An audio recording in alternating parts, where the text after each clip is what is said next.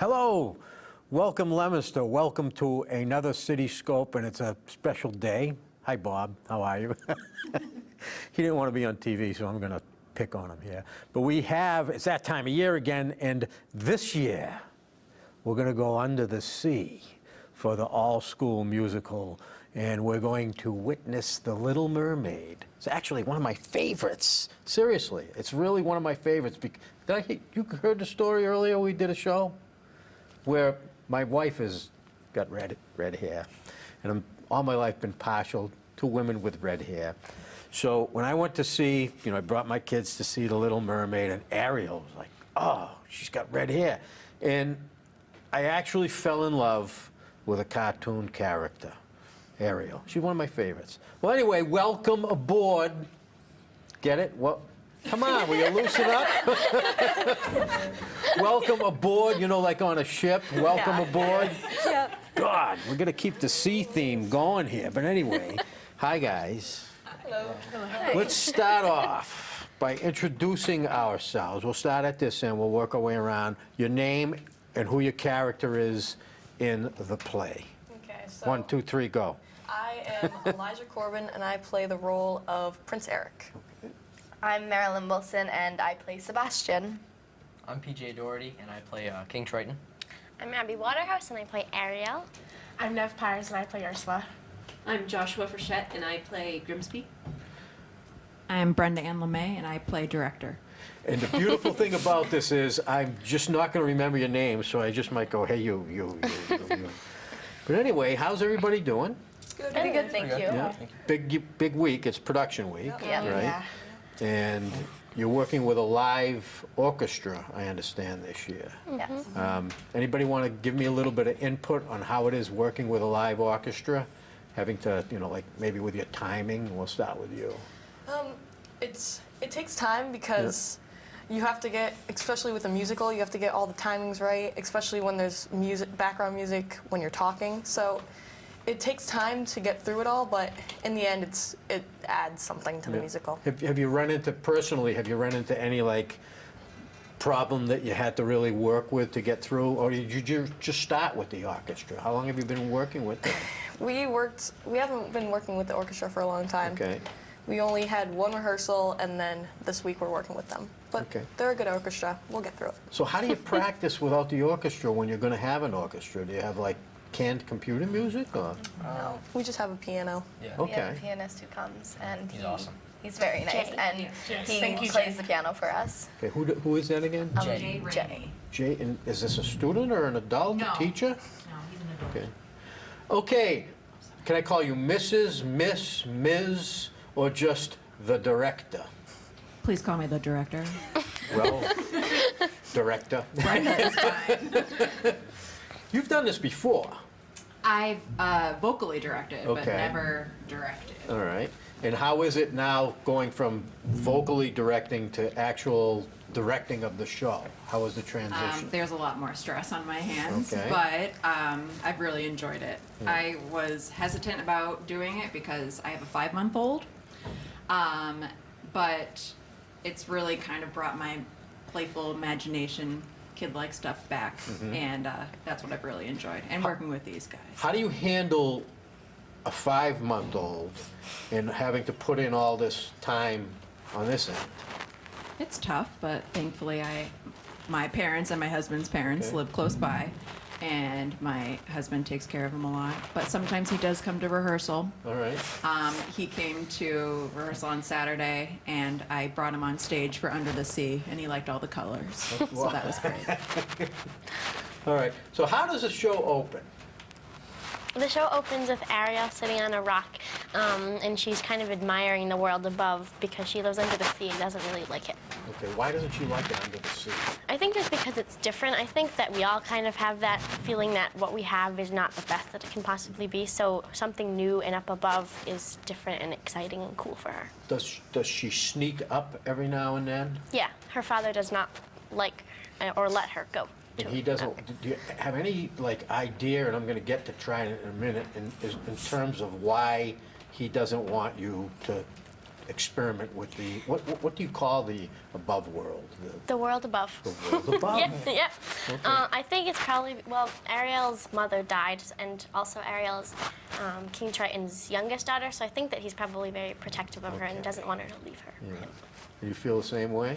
Because you're Trident, right? Yeah. Yeah. Triton, yeah, he's very protective of Ariel. He doesn't want anything to happen to her because she's his youngest, and of what happened to her mother.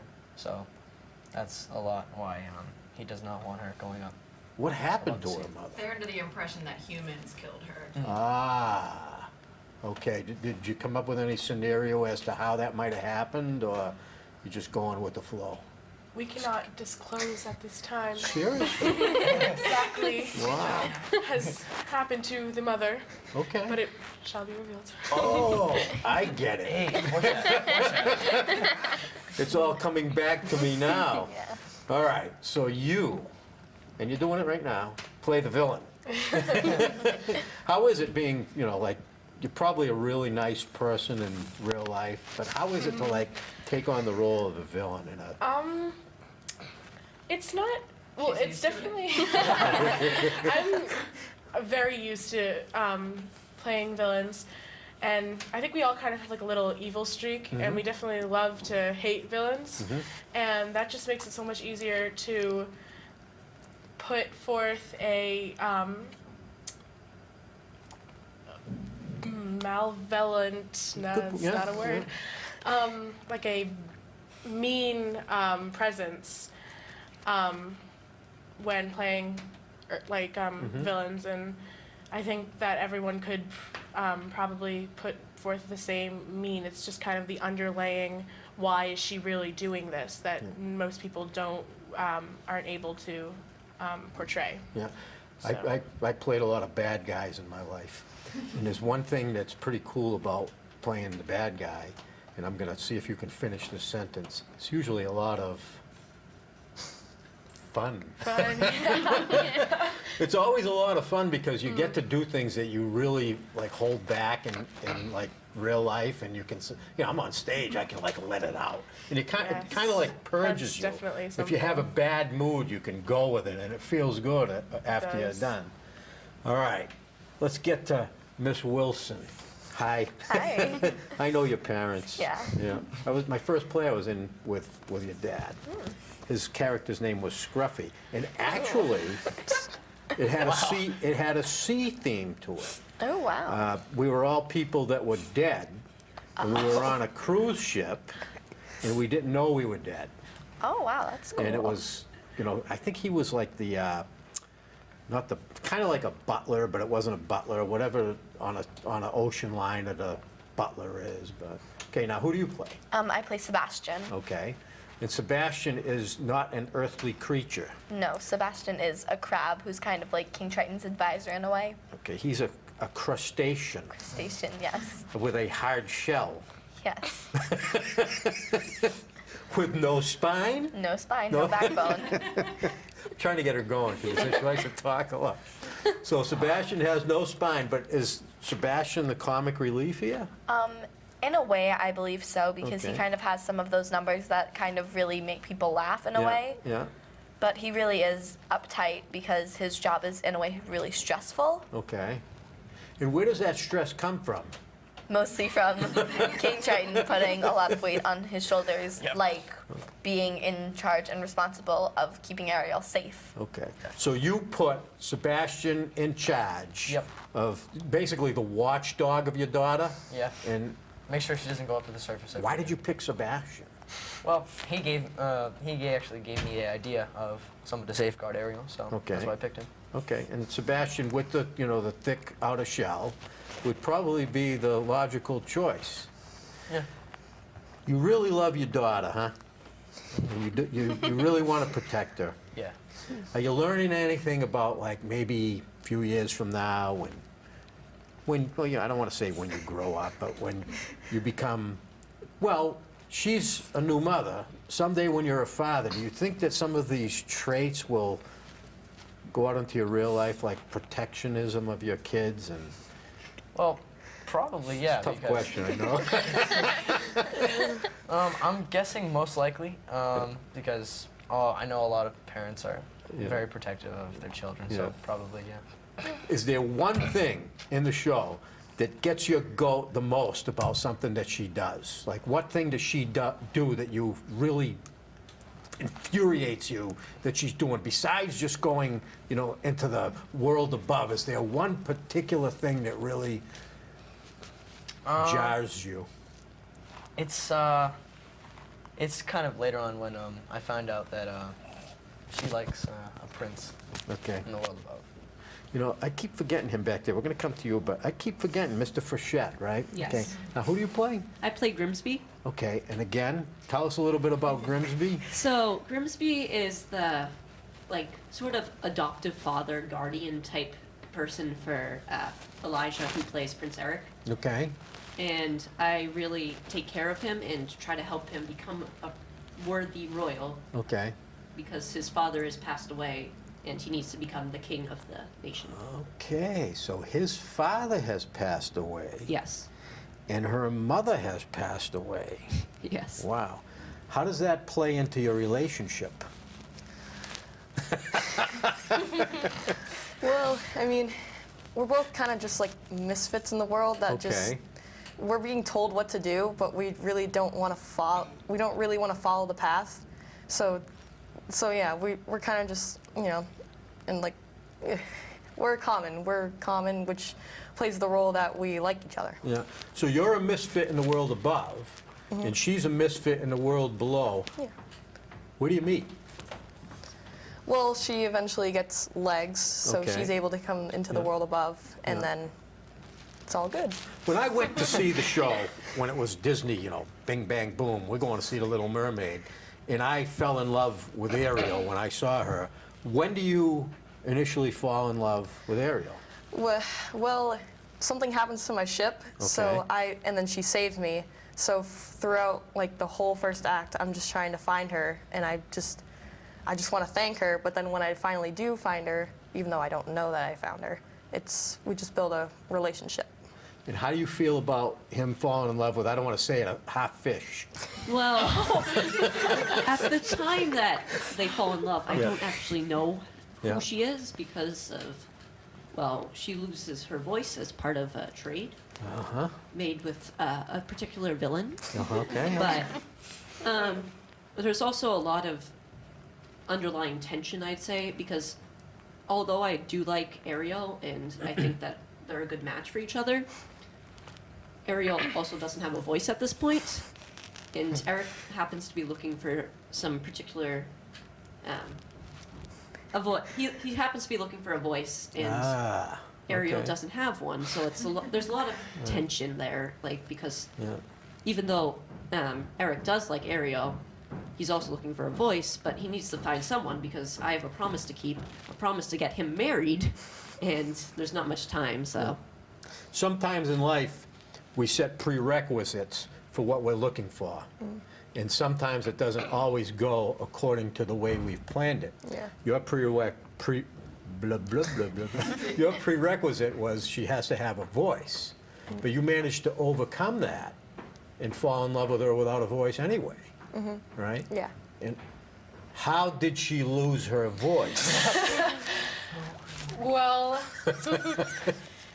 I noticed that she's upset with where she is, and I noticed that she wants to go above. And at this point, I'm very upset with Triton because Her brother.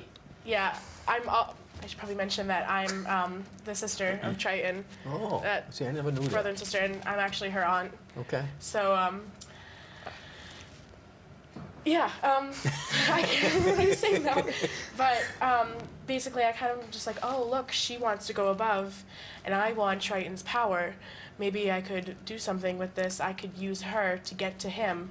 So then I kind of just slither in with my eels, and I kind of like, hey, I could make a trade with you, and you could go above, and you could have your prince but you have to give me your voice. You have to trade your voice away, and if you don't do it in 3 days, you become my slave. And that's kind of where Triton plays in. He's like, at the towards the end, he finds out what she did, and all he wants to do is protect his daughter. So now at this point, he's trying to save her, and he'd do anything to save her. So we've got some sibling rivalry going on here. So, boy, Disney can hit it all, I'll tell you right now. Now, I know what the answer to this question is going to be, because I'm actually, that word we used earlier, we got somebody upstairs drilling tiles in a new bathroom. But anyway, was it fun working with these kids? I'm having a ball right now. I mean, Yeah, of course it was fun. And a lot of us, all of that's us, okay, you can answer it. Yeah, go ahead. all of us have really known each other since 6th grade for Yeah. most part, and then a lot of us have also gone back further. But when you're in theater, and each show that you go into, it's almost like you build a new family, like a new set of people that are really there for you through everything. So it's been a blast, yeah. Okay, and as the head of the family, how much fun are you having? I'm having a great time. And it just so happens that this year, all of the leads are 8th graders. Wow. So it's kind of emotional for me too, because they're all leaving me. But they're all, I know, I didn't mean to make it emotional, I'm sorry. But I mean, I've been doing musicals with them in middle school this is my 3rd year with them. And I also was doing musicals when they were in elementary school. So I've been with them for a while as well. But I think we had a perfect cast this year. Yeah. And it's been a whole new type of relationship being the director, because I get to kind of direct everything. And they're fun kids, so it's good to spend a lot of time It's with them. kind of neat seeing some repeat faces when we do this show. It's almost like, in a way, I've grown up with, with some of them too, through the show. I just forgot what I was going to say because that noise just took it out of my head. But where was I going with this? I kind of grew up with these kids too because of the time moving from 8th grade to 9th grade, that's a huge step. Yes. It's a huge step. So hopefully, you guys can stick together, when you go up there and, be that family that you created through theater. We've got some pictures. I don't know if we go through the pictures, maybe we can talk about them. If we can, flash them up on the screen.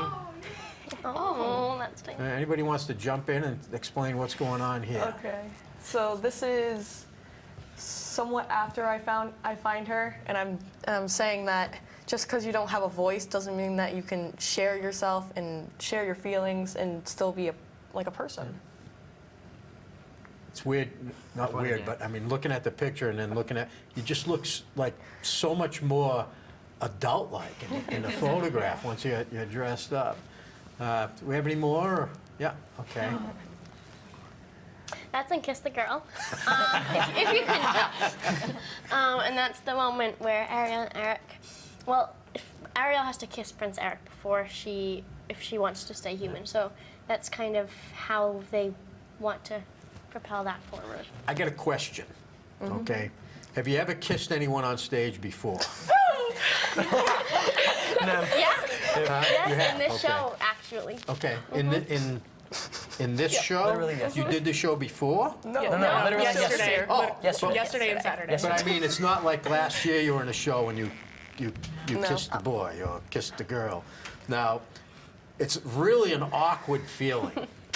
I've been there myself. When, you're working with someone, and then it comes that moment, you're in rehearsal and you're thinking about it, I know sooner or later I got to do this.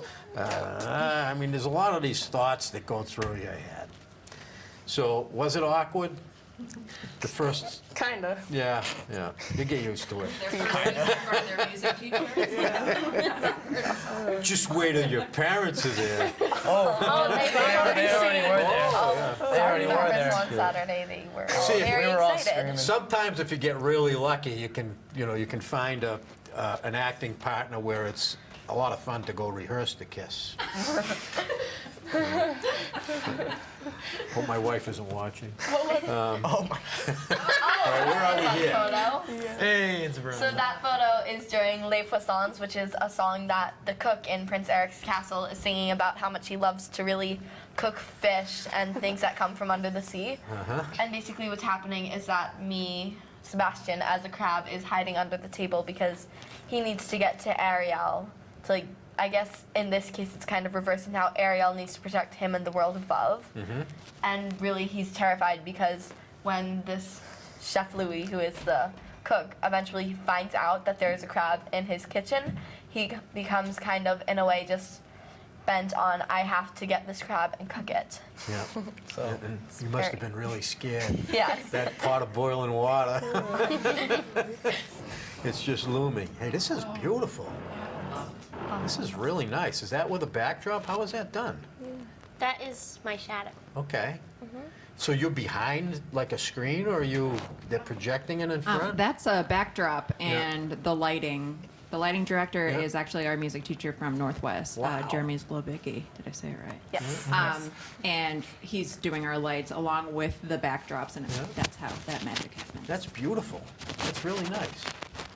Oh, Hey, I know you. it's me. And what's this? That's all right. That's all right. We keep going. We keep going. Yeah, that was me in Poor Unfortunate Souls. During Poor Unfortunate Souls, that's when I'm taking her voice away, and I'm trying to be kind of like sweet with Ariel. I'm like, hey, I know you. You're my niece, and I can help you. And don't worry, I'm here for you. I know, I understand. Your father, he's being mean right now, but I can help you on your way to your prince. And I'm kind of just trying to convince her at this point, because she's very scared of me. Who wouldn't be? But So much for her. She was nervous to begin with. Now look at her. I'm sorry. I'm scared again. Your last line was, "Who wouldn't be?" But so I'm just trying to convince her at that point, and in the end, she does finally give in, and she becomes a human, which is what she wanted to be. So That, like, again, going back to when I first saw it, one of my favorite parts was that high. I can't do it. My voice doesn't go that high, but like when she's taking her voice, that little. Can you do that? Right now? Yeah, could you? Sure. Okay, can I hear it?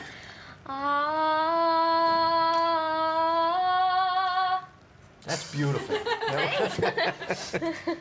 Well, anyway, we're sitting here talking, having a great time, having a lot of Fun. and forgetting one of the most important parts about this show. We want people to go see it because, I mean, that's what it's all about. It's not like you want to go on stage and there's going to be nobody out there. When is the show? The show is this Friday. Go ahead. I don't know who's looking at. No, go. You're doing great. Why not? The show is this Friday Okay. at 7 o'clock at LHS, Leominster High School in the Cousins Auditorium, and Saturday, which is April 1st, at 2 o'clock and 7 o'clock. Beautiful. Pizza party. Be there. Yeah. Okay. Don't eat too much pizza. Yeah. Okay. I'm not gonna. Because there's nothing worse than going on stage when you get gas. Been there, done that. You're laughing like you know what I'm talking about. Like a microphone attached. Oh, little secret there? I don't want to embarrass us. But anyway, we're talking Friday night, 7 p.m., Saturday, 2 p.m., and 7 p.m. Now, they used to have like a senior citizen dress rehearsal thing. Do you still do that, or is that? No. That's kind of good because then they can get them to come to the real show. I like that idea. All right. It's been great. Thank you. Thank you. All right. Thanks. Come again. You guys going to do any other shows besides the musical? Like, I know they have drama festivals and stuff. True. and- Oh, yes. Sure. So So, many of us are also part of the Skyview Drama Festival Yep. entry this year, which is The Struggles. So, in this story, it's with one of our former directors from 2 years ago, Miss Kate Sheridan. So it's a story about a girl in high school or middle school about our age who suffers from ADHD and dyslexia and really has some trouble fitting in and finding what she likes to do and stuff. But it talks about how your struggles are the things that help you grow. Without your struggles, you can't become who you need to be. So even though that these struggles may hurt you at the time, they're only there to help you grow in the end. Do you believe that? I do. Okay, good, because you can either become bitter or better. Remember that? Yes. Okay, when it's happening, use that. because it happens a lot in life. I'm an old man, and it's beating me down, but I've gotten up kind of like my way. But anyway, hey, it's been really good. We'll see you guys this weekend, because I usually do show up, unless some major life catastrophe hits. They have, I've got a special needs daughter, and sometimes she's just not in the mood to go places. So you have to deal with that. But nice talking to you guys. Thank you for having Thank you us. for having us. Thank you. Thank you so much. It was fun.